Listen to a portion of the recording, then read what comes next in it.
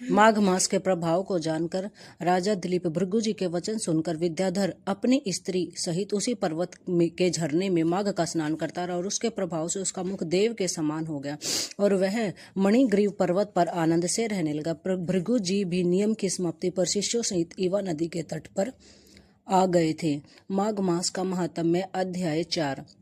हे वशिष्ठ जी कहने लगे कि हे राजन, अब मैं माघ मास के महात्म्य को सुनाता हूँ जो कार्तिवीर्य के पूछने पर दत्तात्रेय ने कहा था।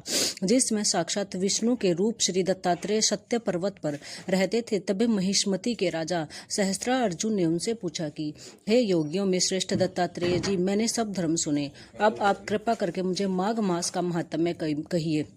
तब दत्तात्रेय जी बोले, जो नारद जी से ब्रह्मा जी ने कहा था वही माघ मास का महात्म्य मैं तुमसे कहता हूँ। इस कर्म भूमि में भारत में जन्म लेकर जिसने माघ मास का स्नान नहीं किया उसका जन्म निष्फल हो गया। भगवान की प्रसन्नता, पापों के नाश और स्वर्ग की प्राप्ति के लिए माघ स्नान अवश्य करना चाहिए। यदि यह पुष्ट व शुद्ध शरीर माघ मास के स्नान के बिना रह जाए तो इसकी रक्षा करने से क्या लाभ।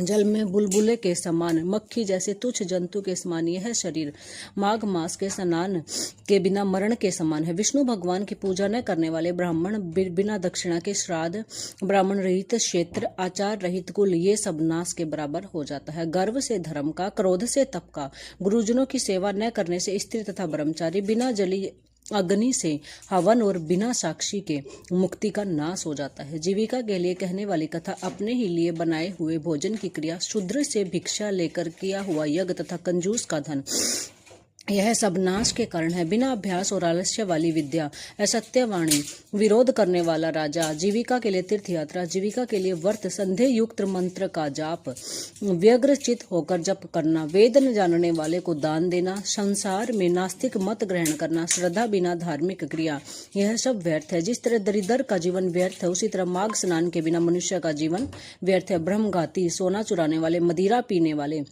गुरु पत्नी गामिनी व चारों की संगति वाला माघ स्नान पवित्र होता है। जल कहता कि सूर्योदय से पहले जो मुझसे स्नान करता है मैं उसके बड़े से बड़े पापों को नष्ट करता हूँ। महापातक भी स्नान करने से भस्म हो जाते हैं। माघ मास के स्नान का समय जब आ जाता है तो सब पाप अपने नाश के भय से कांप जाते हैं। जैसे मेघों से मुक्त होकर चंद्रमा प्रकाश करता है वैसे श्रेष्ठ मनुष्य माघ मास में स्नान करके प्रकाशमान होते हैं।